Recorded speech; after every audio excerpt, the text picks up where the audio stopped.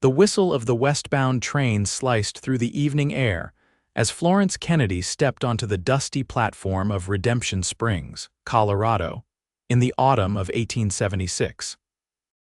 With nothing but a worn carpetbag and the clothes on her back, she stood alone, her belly slightly swollen beneath her modest dress, evidence of the shame that had prompted her family to send her away from their Boston home with a one-way ticket and stern instructions never to return.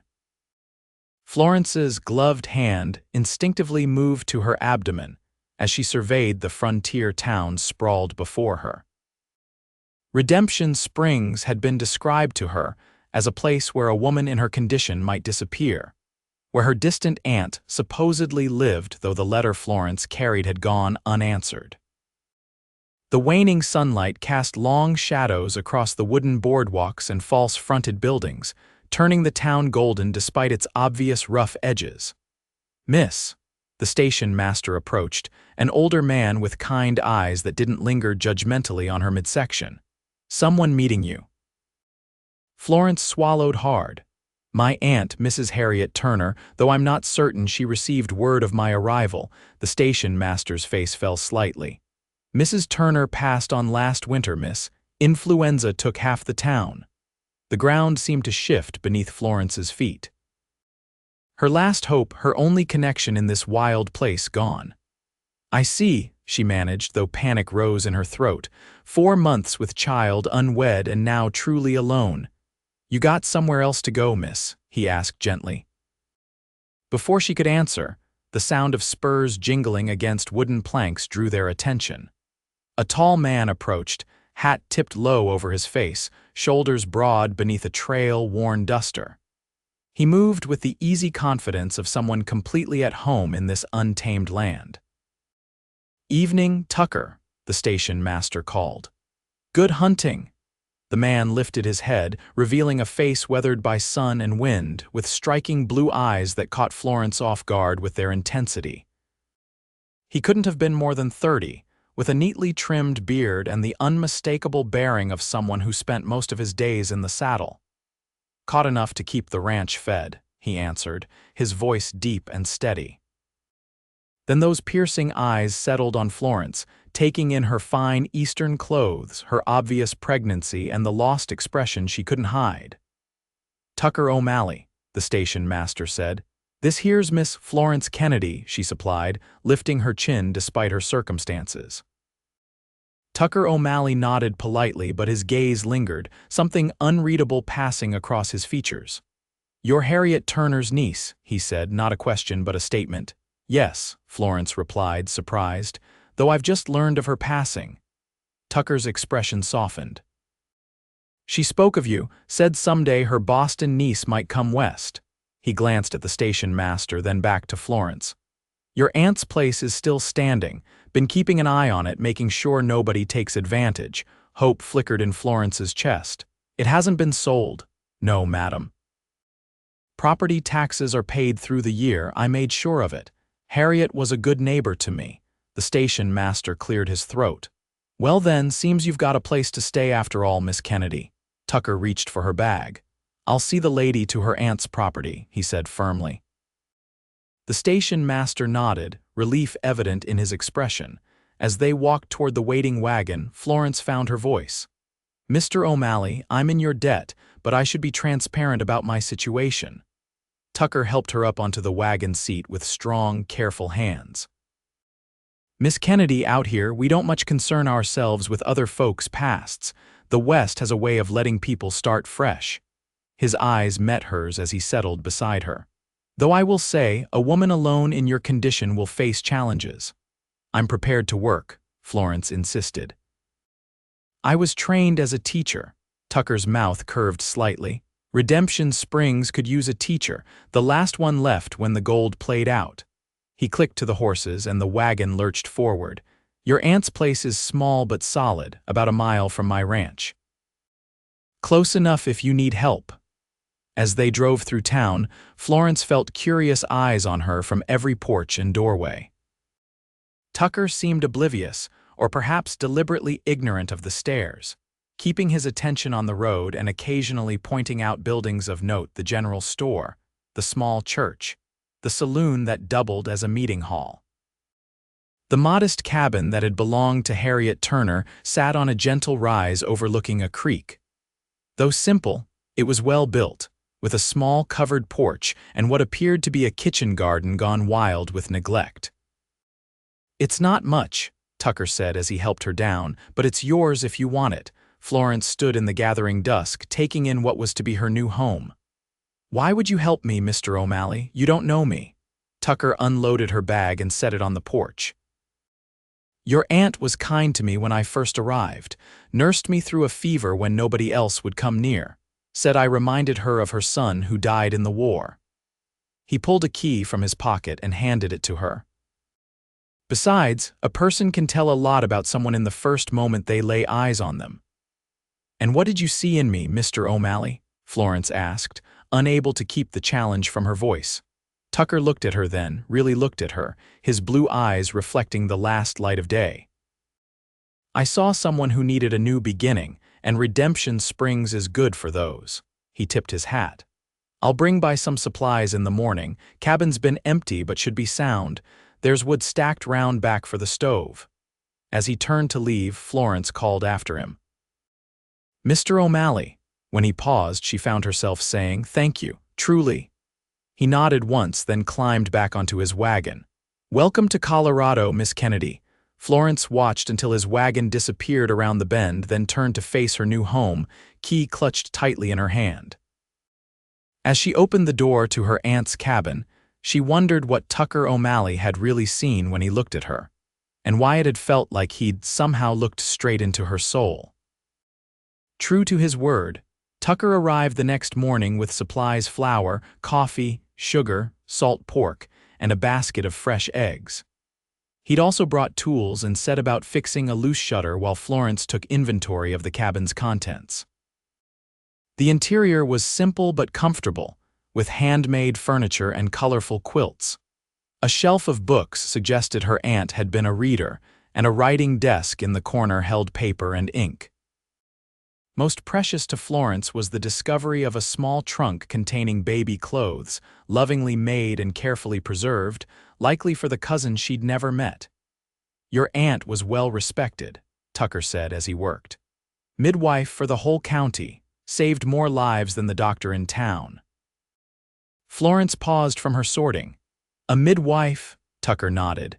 "Best one around. Folks still talk about how she delivered the Henderson twins during that blizzard in '73. A small ray of hope brightened Florence's thoughts. Perhaps her aunt's legacy could provide a path forward. The town needed both a teacher and a midwife. Between the two skills, she might carve out a respectable living. "Mr. O'Malley," she began, watching him work, "would you tell me about your ranch?" His hands stilled momentarily. "Nothing fancy. Cattle mostly, some horses. Built it from nothing these past 5 years. Pride crept into his voice. "Got 3 hands working for me now, hoping to expand come spring." "And your family?" she asked, immediately regretting the question when his expression darkened. "Lost them in the war, came west afterward." His answer was clipped, final. Florence nodded, understanding the boundaries he'd just established. They worked in companionable silence after that, until the cabin was in reasonable order and the pantry stocked. As Tucker prepared to leave, Florence found herself reluctant to see him go. His steady presence had been a comfort in this strange new place. "There's a town meeting at the church tomorrow evening," he said, settling his hat on his head. "Might be a good chance for you to introduce yourself if you're feeling up to it." "I'll be there," Florence promised, gathering her courage. "Thank you again for your kindness, Mr. O'Malley." Tucker paused at the door. "Tucker," he said, "out here formalities don't last long." Florence smiled, her first genuine smile since arriving. "Florence, then?" Something shifted in his expression, a softening around his eyes, a slight upturn of his mouth that wasn't quite a smile but somehow meant more. "Florence," he repeated, as if testing how her name felt on his tongue. Then he was gone, the sound of his wagon wheels crunching on the gravel path. The town meeting proved to be a pivotal moment for Florence.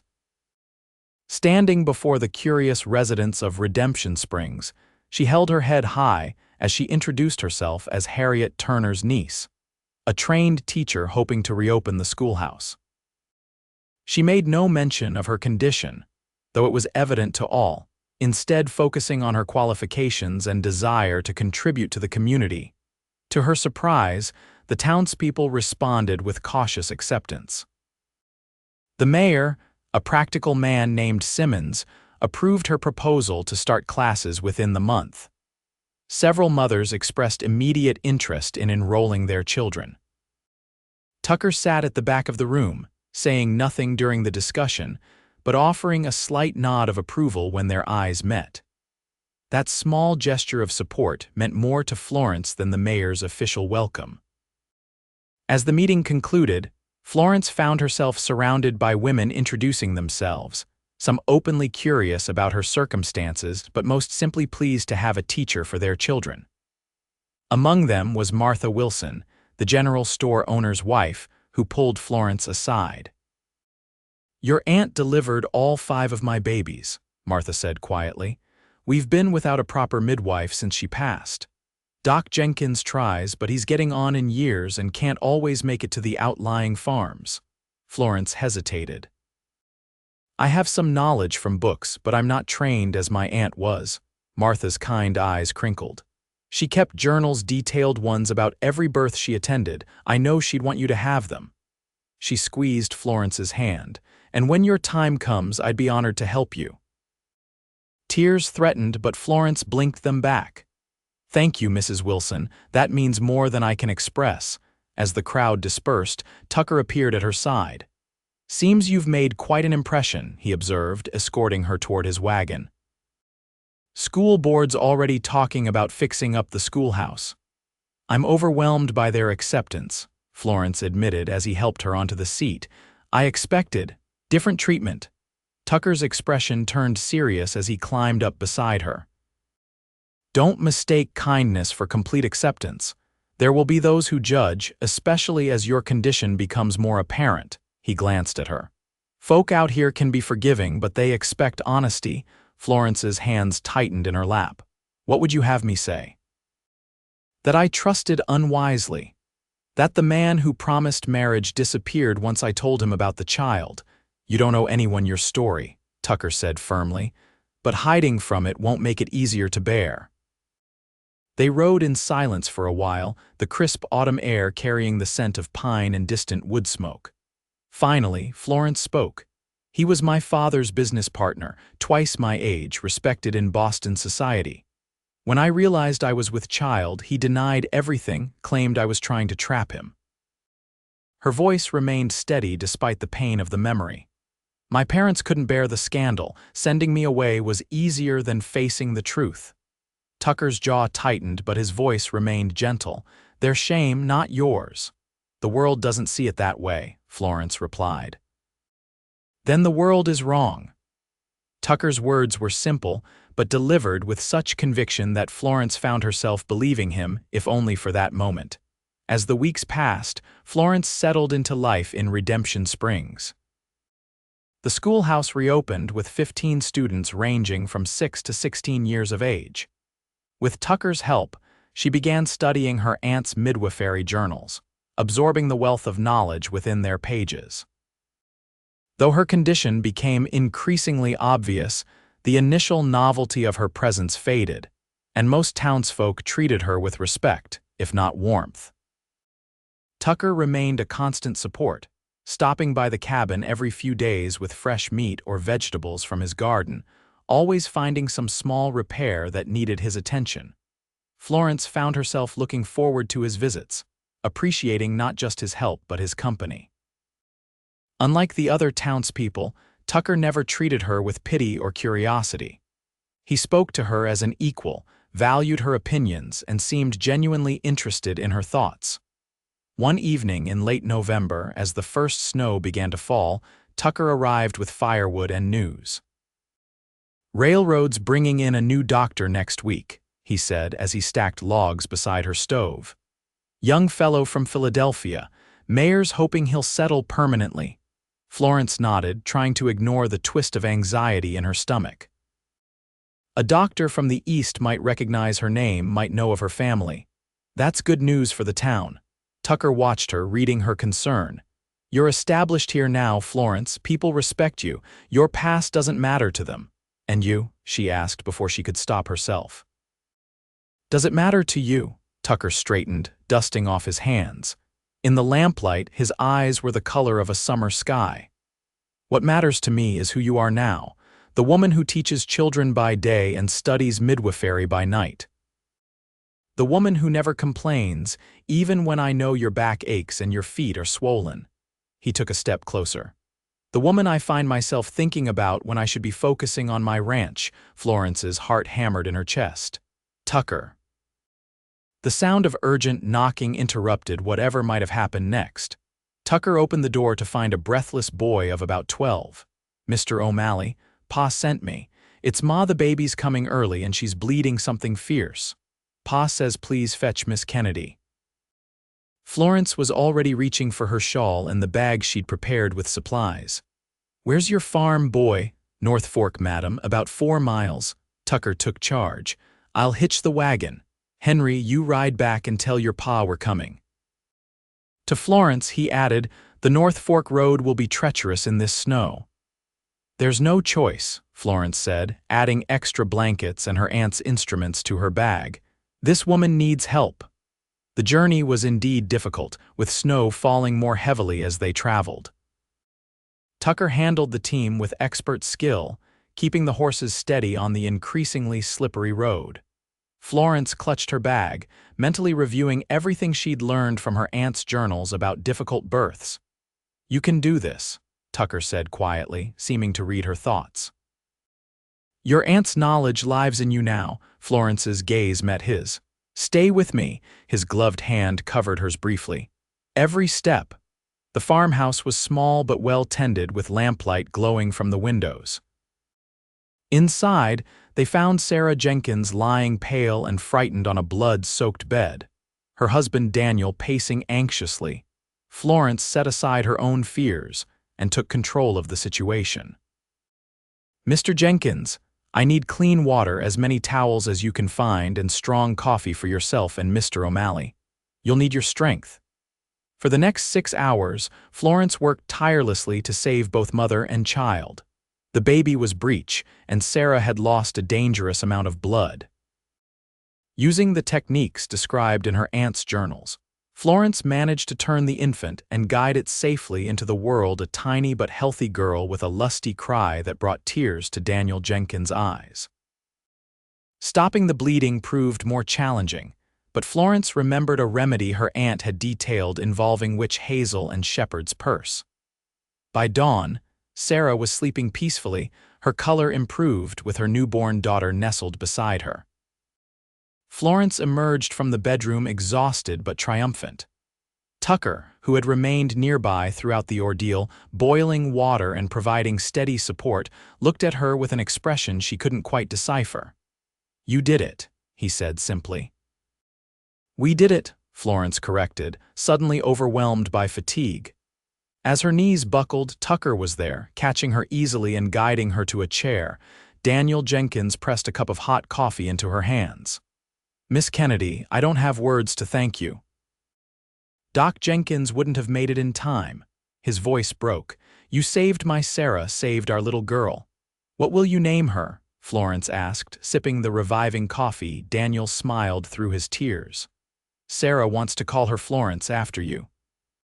The journey back to her cabin was quiet, both Florence and Tucker lost in their own thoughts as the wagon made its way through the snow-covered landscape. The storm had passed, leaving behind a pristine white world that glittered in the morning sunlight.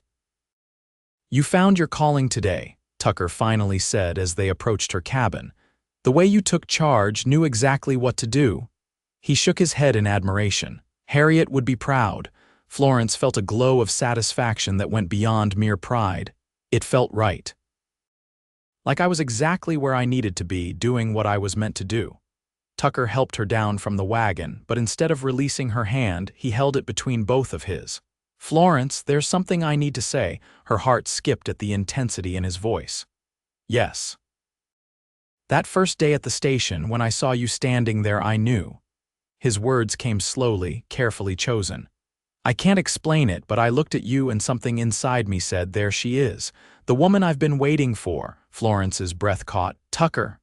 I know it's not proper. I know your situation is complicated, but I've never been more certain of anything in my life. His blue eyes held hers, unwavering. I want to court you properly, Florence Kennedy, and when your child is born, I want to give it my name, raise it as my own. Tears welled in Florence's eyes. Why would you do that? Take on another man's child, risk your reputation. Tucker's smile was gentle. Because that child is a part of you, and because I believe a man should be judged by his actions, not his circumstances. His hand moved to cup her cheek. I'm not asking for an answer today. Just permission to call on you properly to show you what kind of man I am. Florence covered his hand with hers. I already know what kind of man you are, Tucker O'Malley. You're the kind who sees worth where others see shame, who offers help without expectation. She took a deep breath. Yes. You may court me. The smile that transformed his face was like sunrise breaking over the mountains. Without speaking, he bent and pressed his lips to her forehead, a promise, a beginning. The following months brought changes to both Florence and Redemption Springs. Her reputation as a midwife grew after the successful delivery of the Jenkins baby, bringing women from surrounding farms to seek her advice. The school flourished under her guidance, with enrollment increasing as families moved to town specifically for their children's education. As for Tucker, he courted Florence with patient determination. 3 times a week he would appear at her door, sometimes with small gifts, wildflowers in spring, a book of poetry, a rocking chair he'd made himself for when the baby came. They would sit on her porch in the evenings, talking for hours about their pasts, their dreams, the future they might build together. The townsfolk watched with interest but little surprise. Tucker O'Malley had always been his own man, following his conscience rather than convention. And Florence Kennedy had proven herself a valuable member of the community, her circumstances less important than her contributions. As Florence's time grew near, Tucker's visits increased in frequency. He hired additional hands for his ranch to free up more of his time, and the small cabin received numerous improvements: a new roof, a larger woodshed, flower boxes beneath the windows. In late April, as wildflowers painted the meadows surrounding Redemption Springs, Florence went into labor. Martha Wilson and the new doctor attended her, but it was Tucker who paced outside, refusing to leave even as the hours stretched into a day, then longer. When the cry of a newborn finally pierced the evening air, Tucker froze mid-stride. The door opened and Martha emerged, her face wreathed in smiles. A healthy boy, she announced, mother and child doing well. Tucker's composure broke then, tears streaming unashamedly down his face. Can I see them? Martha patted his arm. She's asking for you. Inside, Florence sat propped against pillows, her face tired but radiant, a small bundle cradled in her arms. She looked up as Tucker entered, her smile softening at the sight of him. Come meet him, she said softly. Tucker approached almost reverently, perching carefully on the edge of the bed. Florence turned back the blanket to reveal a tiny face, eyes tightly closed, wisps of dark hair crowning his head. He's perfect, Tucker whispered, one finger gently tracing the baby's cheek. Have you chosen a name? Florence nodded. Thomas, after my grandfather. She hesitated. Unless you had another preference? Tucker shook his head. Thomas is a fine name. His eyes met hers. Florence, I know we agreed to wait, but seeing you both. He took her free hand in his. I don't want to wait anymore. I want us to be a family officially, properly. Are you proposing, Tucker O'Malley? Florence asked, her voice teasing despite the emotion shining in her eyes. Inelegantly, perhaps. Tucker smiled ruefully. I had a speech prepared, practiced it for weeks. I don't need speeches, Florence said. Just you, just this. She looked down at her son, then back to Tucker. Yes, I will marry you. Tucker's kiss was gentle but filled with promise. When they parted, he carefully gathered little Thomas into his arms, the tenderness in his expression bringing fresh tears to Florence's eyes. "Hello, son," he murmured. "I'm your pa." 3 weeks later, Florence Kennedy became Florence O'Malley in a simple ceremony at the church in Redemption Springs. The entire town turned out for the celebration, which stretched well into the evening with dancing, feasting, and toasts to the new family. As the festivities continued around them, Tucker led Florence away from the crowd, toward the edge of town where the land opened up to reveal his ranch in the distance, its buildings silhouetted against the sunset. "There's something I want to show you," he said, guiding her toward a stand of cottonwoods that sheltered a creek. As they rounded the trees, Florence gasped. A house stood there, not a cabin, but a proper 2-story home with a wide porch wrapping around 3 sides, windows gleaming in the fading light. "Tucker," Florence turned to him, questions in her eyes. "I've been building it since winter," he admitted. "Wanted it to be a surprise. There's a nursery upstairs for Thomas, a study for you with shelves for all your books and your aunt's journals." His expression grew earnest. "Room for more children if you want them." Florence touched his face, overwhelmed by the love this man had shown her, a man who had seen past her shame to the woman beneath, who had claimed another man's child as his own without hesitation, who had built her not just a house but a future. "It's perfect," she whispered. "Everything I never dared to dream of." Tucker drew her close. "You remember what I told you that first day, that a person can tell a lot in the first moment they lay eyes on someone?" Florence nodded against his chest. "I knew then what I know with absolute certainty now." He tilted her face up to his. "You are the woman I will cherish for all my days, Florence O'Malley. The woman who brought light back into my life when I thought it was gone forever." Their kiss sealed the promise as the first stars appeared above their new home, witnesses to a love that had begun with a chance meeting at a train station and grown into something neither could have imagined. 1 year later, Florence stood on the porch of their home, watching as Tucker played with Thomas in the yard. At 15 months, the boy was taking his first tentative steps, squealing with delight as his father pretended to chase him across the grass. Florence's hand rested on her growing belly, where their second child, a daughter, she was certain had just made her presence known with a firm kick. The midwifery practice she'd established in town was thriving, as was the school where she still taught 3 days a week. Tucker looked up, catching her gaze, his smile as warm and true as it had been the day they married. He scooped Thomas up and carried him toward the porch. "What are my 2 favorite people doing out here?" he asked, leaning in to kiss Florence's cheek. 3, she corrected, guiding his free hand to her abdomen where the baby kicked again, stronger this time. Tucker's eyes widened with wonder. "Hello there, little one," he murmured. Then to Florence, "Another blessing I never thought to have."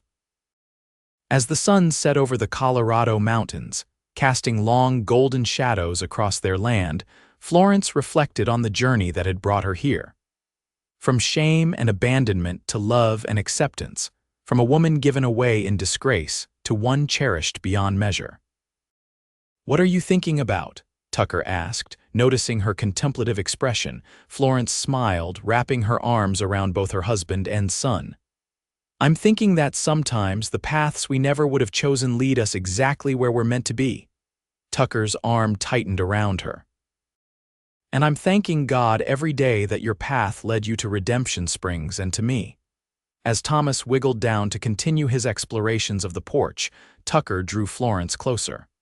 "I meant what I said that first day, you know. The moment I saw you, I knew."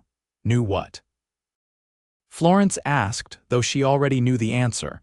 Tucker's kiss was his first response, tender and sure. Then, against her lips, he whispered, "That you were the woman I would cherish for all my days."